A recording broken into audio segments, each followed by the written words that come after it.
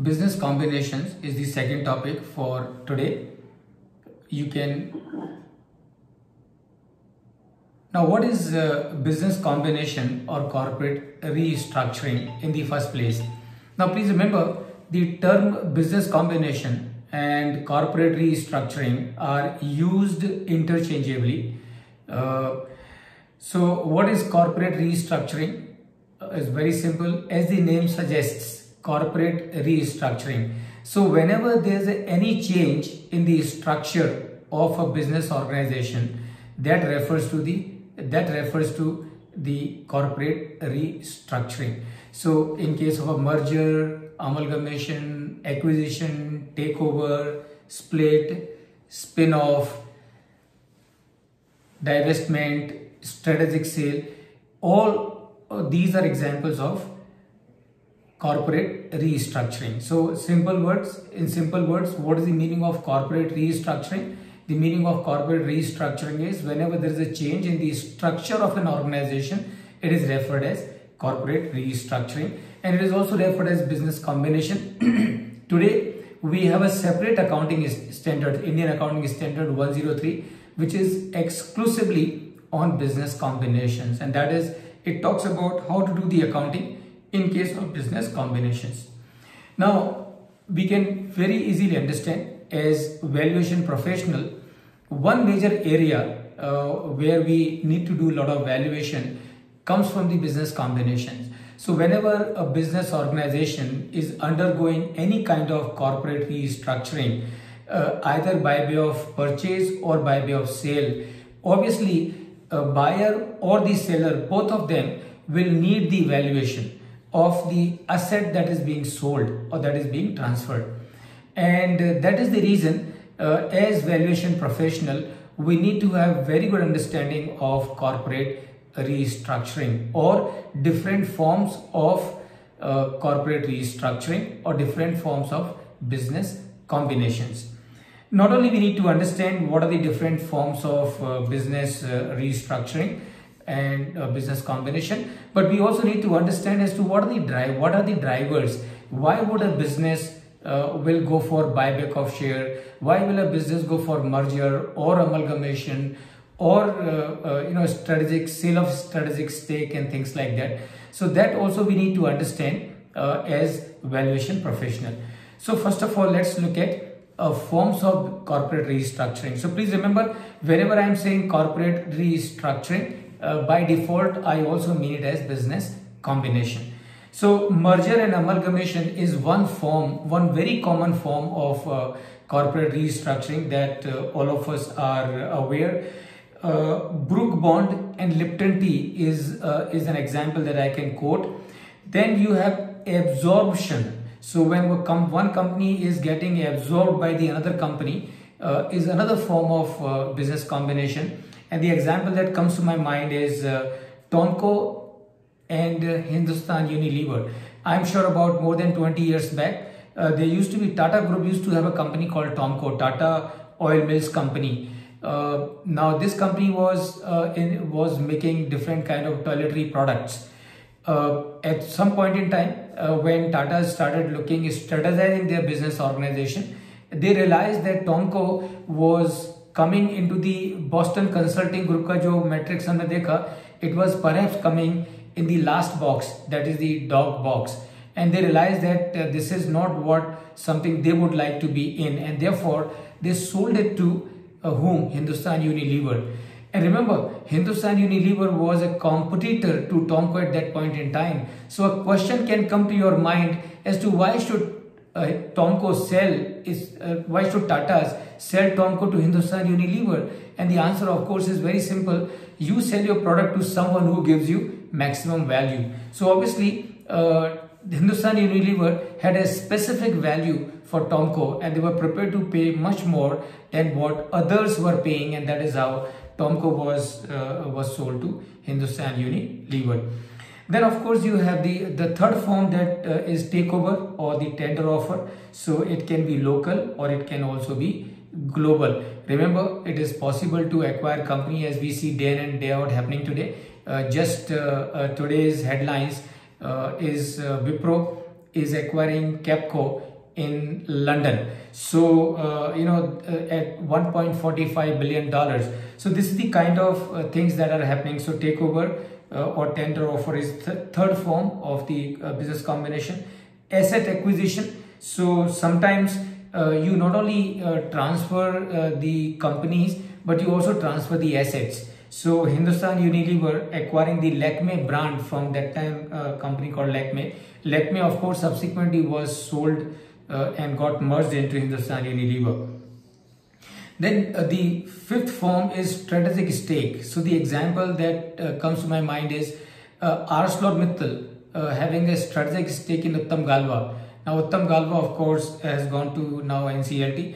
Then Reliance Industries during this pandemic has a strategic stake from Aramco, which is Saudi Arabia's largest refinery company. So they have picked up about 10% in Reliance Industries. Facebook recently has invested in Reliance. Now this is again an example of strategic stake sale. Then buyback of shares.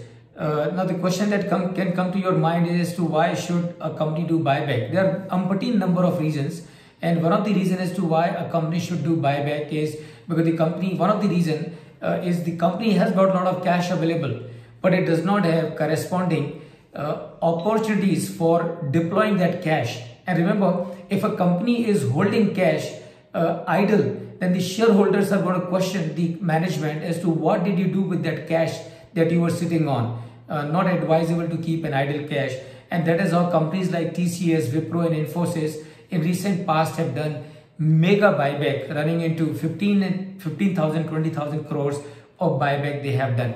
Another reason as to why companies would do buyback, because many cases, in case the promoters want to increase their holding in the company, what do? They go for the buyback. So in case of the buyback, the general public would offer their share in buyback. The promoters will not offer their shares in buyback, and therefore, by virtue of the total capital of the company going down as a result of the buyback, promoters holding their stake as it was earlier, proportionately their holding in the company goes up, and that's another reason as to why the companies would do buyback. Divestiture is another form which is nowadays so rigorously being adopted by the government of India when they are doing a lot of privatization. And I'm sure all of us would be aware that the government of India has set a target of 2 lakh crore worth of divestment for itself. Then what you have is joint venture, and there are a lot of joint venture. Again is a very interesting example of corporate restructuring. And you got Tata and Fiat joint venture, and remember, both are automobile company, both are competitor to each other, but they understand the value creation, and that is how Tata and Fiat have a joint venture for distribution of the Tata products. Greaves and Piaggio is another example, and then ArcelorMittal joining hands with Sumitomo Steel of Japan for taking Essar Steel, which was a company that went into IBC. A joint venture. So when ArcelorMittal wanted to bid for Essar Steel, it formed a joint venture with Sumitomo Steel of Japan, and both of them have formed a company, joint venture company, and that company has now bought over the Essar Steel. Some more slump sale or asset sale is another example of corporate restructuring. So Greaves selling his auto unit to Piaggio one point in time is an example of a slump sale or asset sale. Sale of cement division by Coromandel Fertilizer to India Cement is another example of slump sale. Then demerger. So L&T, I'm sure you would know, when Dhirubhai Ambani was there, Dhirubhai Ambani wanted to acquire L&T, and he had acquired quite a good number of shares in L&T because he wanted to take over L&T.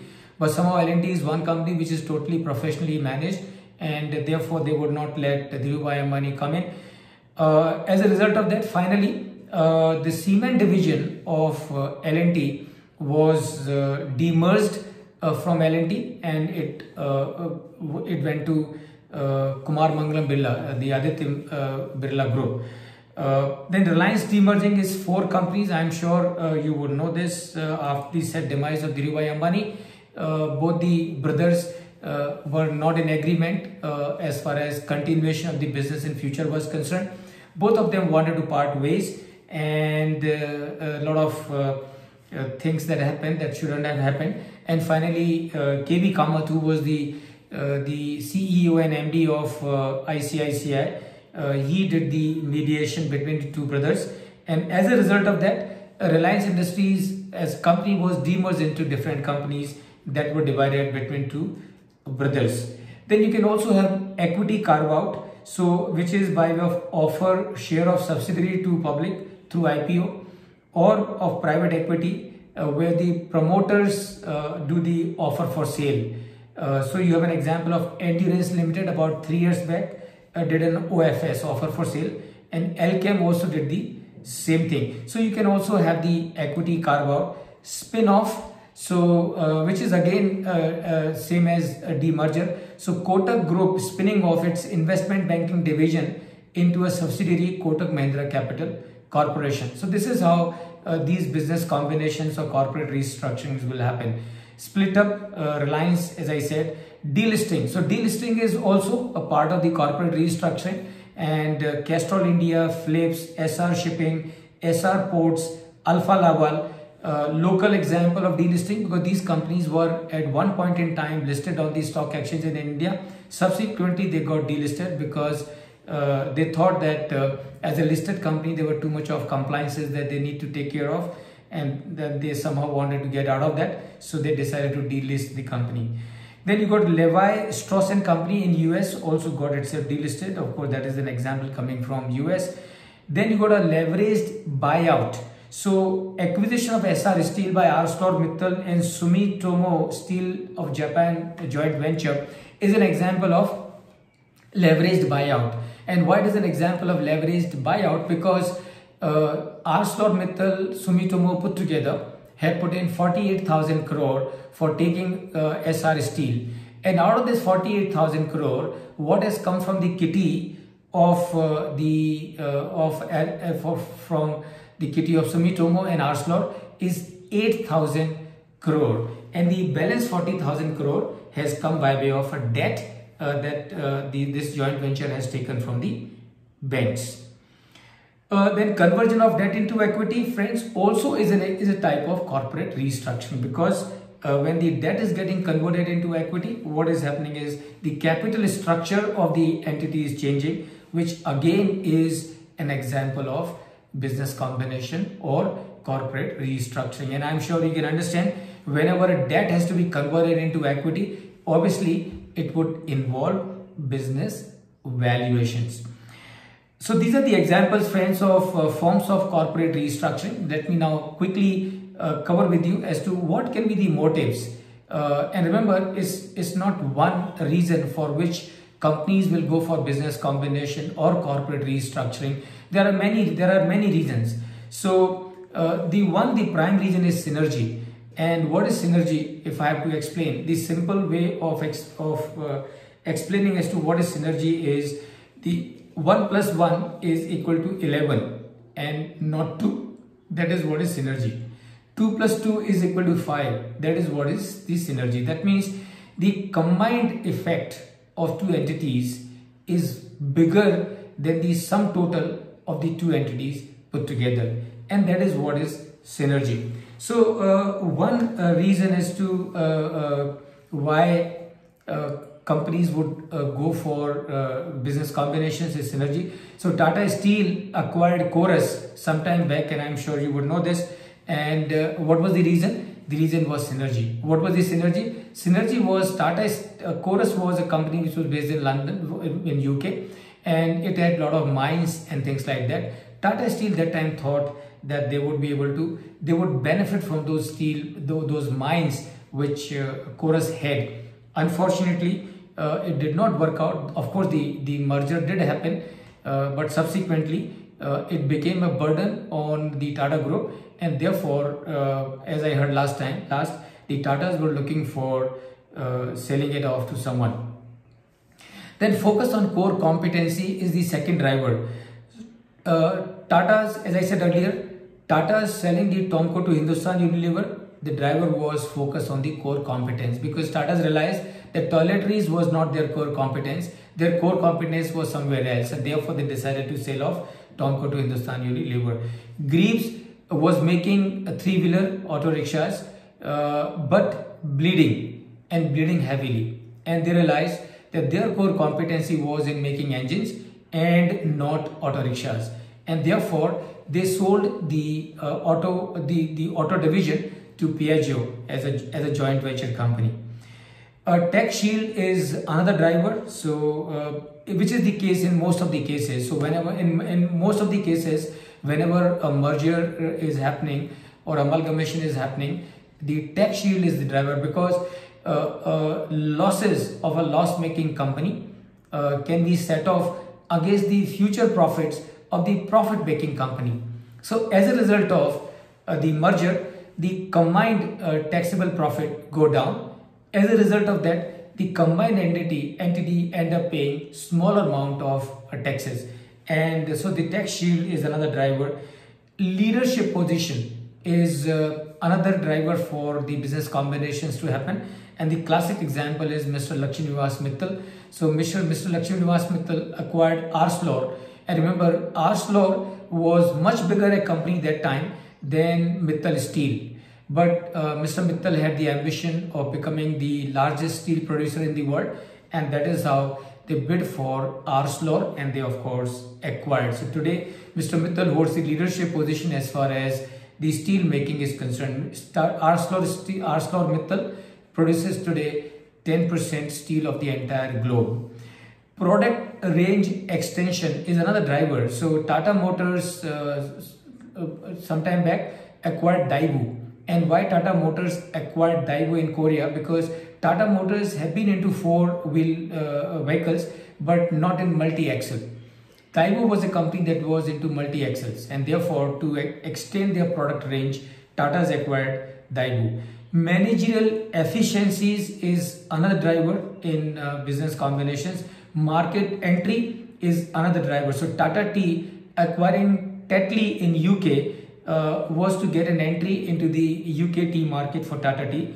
Walmart and Flipkart, I am sure all of us are aware. Diversification is also a driver. So Reliance Anil Ambani Group going for setting up AdLab was an example of diversification.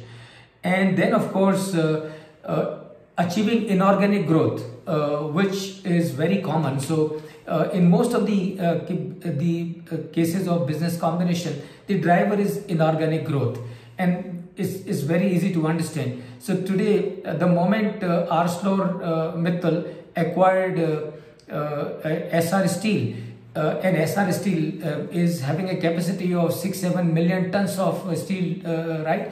So the moment Arcelor Mittal acquired Essar Steel, the first thing that happened, Arcelor Mittal got its presence in India as far as steel making is concerned, which Arcelor Mittal or Mr. Mittal did not have for all these years, and he always wanted to have his presence in India in steel making. So number one, they got the presence in India as far as the steel making is concerned in just one single day. So when I say just one single day, that means the day on which the deal was done. Of course, there was a lot of time that was invested in acquiring Essar Steel, and I'm sure all of you would know, because it was quite a legal tussle going from the NCLT, NCLAT to High Court to Supreme Court.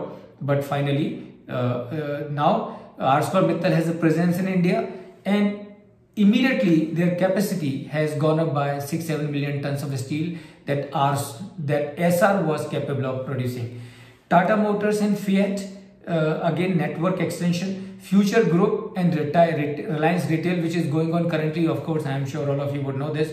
The matter is being disputed by Amazon. 24,713 crore worth of deal between Reliance Retail and Future Group is stuck up for the moment, but whenever it happens, it will give a major boost to Reliance Retail's business network. And then of course government divestment, because government needs money to come from wherever it can come. So they would like to do it. Market orientation. So once upon a time, ICICI Limited was the company. ICICI Limited floated ICICI Bank because that time banking was something which was in thing. And so ICICI Limited floated ICICI Bank. Later on, they realized that the business and the ecosystem is changing, and therefore they did the reverse merger. And that means the subsidiary the parent company got merged into the subsidiary company. So ICICI Limited got merged into ICICI Bank, and that is because of the market orientation. Bailout is another driver. So Reliance Com, is being helped by Jio is an example. Consequences of IBC. So all of us, I'm sure, are aware of Insolvency and Bankruptcy Code 2016. So Tata Steel acquiring Bhushan Steel, ArcelorMittal acquiring SR Steel, Patanjali acquiring Ruchi Soya, Reliance acquiring Alok Industries. Are all these business corporate restructuring of business combinations are as a result of IBC. And then of course market compulsions. So remember, market compulsions are also very prominent reason or very prominent driver for the business combinations to happen. So Idea Vodafone merger is nothing but business compulsions. Sahara into Jet Airways, business compulsions. Of course, now both the companies are closed. Universal Luggage by Bloplast, or Tomco by HUL, or Hyderabad Elbin by Voltas. Now the drivers in all these cases were the market compulsions. That means one company was not able to survive by itself, and therefore they thought to get merged with another company so that they are able to continue their operations. Now friends, in case of mergers and acquisitions or business combinations, concept of due diligence becomes very, very critical. Obviously, आप हजारों करोड़ों का investment कर रहे हैं. So whenever you are going in for business combination, any form of it, the amount of investment involved are too huge, and the assets that you are buying are also humongous, and therefore it is absolutely necessary that when you are acquiring a company, you do the due diligence. So what is the due diligence? It of course बहुत simple है, और उसका कहने का मतलब सिर्फ इतना सा है कि when you are acquiring a company, जब आप एक कंपनी खरीद रहे हो, पक्का करिए कि जिस कंपनी को आप खरीद रहे हो आपके पास में वो सब कुछ आ रहा है जो कि वो कंपनी आपको सेल कर रही है. And for that you need to do the due diligence. And so what is due diligence? Due diligence is to do the total scrutiny of your target company. Total scrutiny of your target company. And that is your due diligence. यानी कि पूरी वो जो companies को आप acquire कर रहे हो, जो आपकी टारगेट कंपनी है, उसके बारे में सब कुछ जान लेना कि वो जो कंपनी आप खरीद रहे हो आपको वही मिलने वाला है कि नहीं. Otherwise it can happen that you end up paying more than what you are getting, and that means you are in trouble. So why due diligence? Due diligence to ensure that you get the assets for which you are paying. Number one. Number two, due diligence why? So that you don't get the liabilities which are not part of your deal. Number three, you do not get a cupboard which is full of skeleton, and that is the purpose of due diligence. How to do due diligence? Of course, it is a specialized job, and today there are consulting firms available all over the country whose main job is to do the due diligence, and they have the expertise, they have the infrastructure, they have the tools, they have the software, and they have the entire template available for doing the due diligence. That means you really have to first of all, of course, the buyer and the seller have to agree for the due diligence, and when the buyer and seller in principle agree for the deal, then the seller obviously will have to consent to the buyer for the due diligence. That means seller will have to give his consent, his approval, that the buyer can send his team for doing the due diligence, and the buyer will send the team of experts to the premises of the seller to do the due diligence. And that's where all these people will come and start doing the scrutiny of each and every aspect of the target company, and that's how you do the due diligence. When to carry out the due diligence? As and when you are going to purchase any asset, as and when you are going to make investment in any other asset which is coming to you as part of the business combination, and that is where you need to carry out the due diligence. Can due diligence impact valuations? Answer is a big yes. The answer is a big yes. Due diligence can definitely impact the valuations. As a matter of fact, valuation should be decided only after the due diligence has been done, because only after due diligence has been done you will know as to what you're going to get in that deal. Only when you know what you're going to get in that deal, then only you can fix the valuation, and that is what you should remember. So what are the types of due diligences?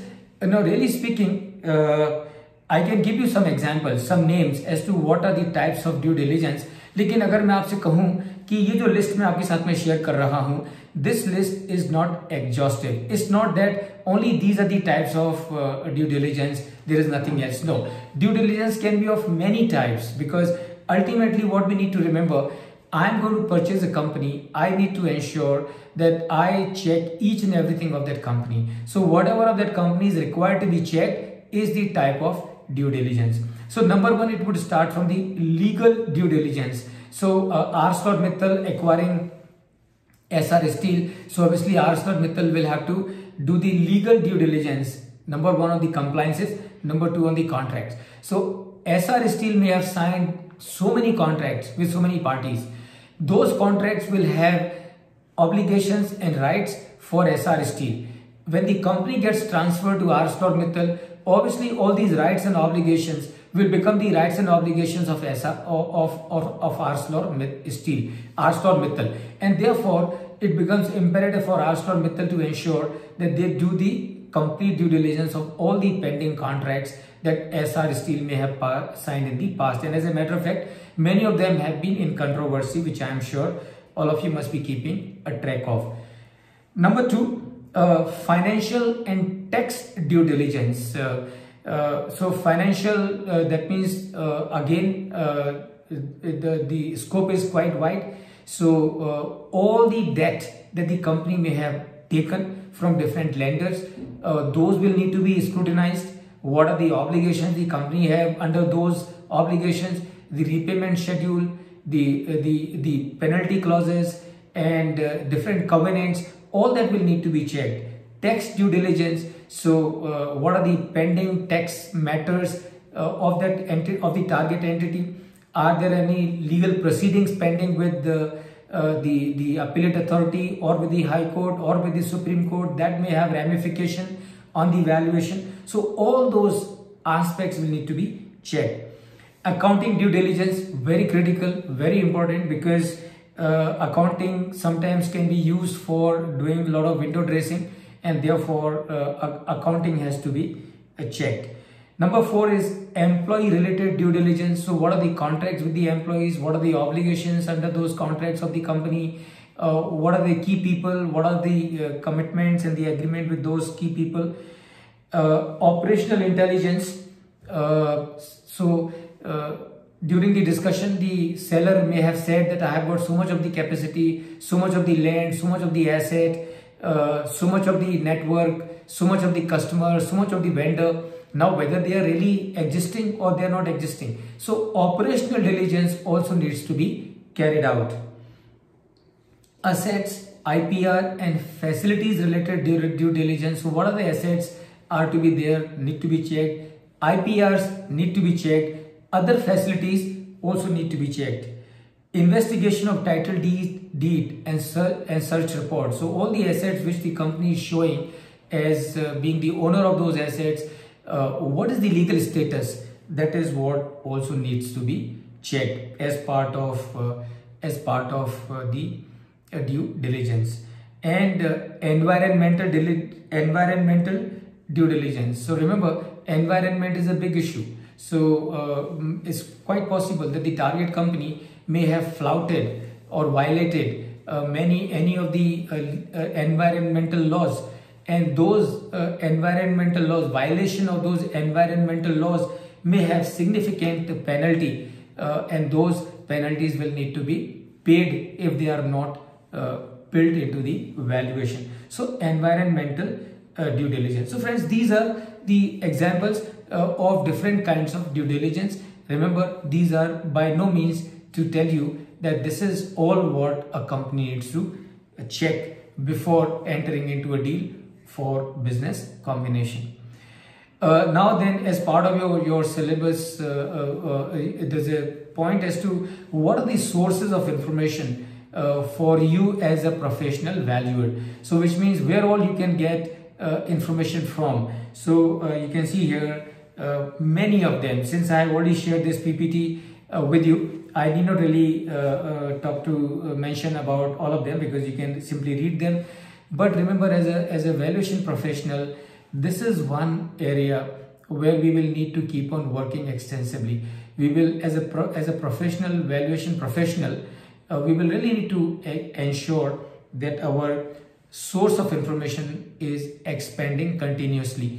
And not only our source of information is expanding continuously, but we are also building our own database about the industries, about the multiples, and establishing channels from where you can get all these informations continuously from those sources. So friend, this is all about as far as the business combinations are concerned. So in case if you have any question, we can take it. Otherwise, we can move to the next topic.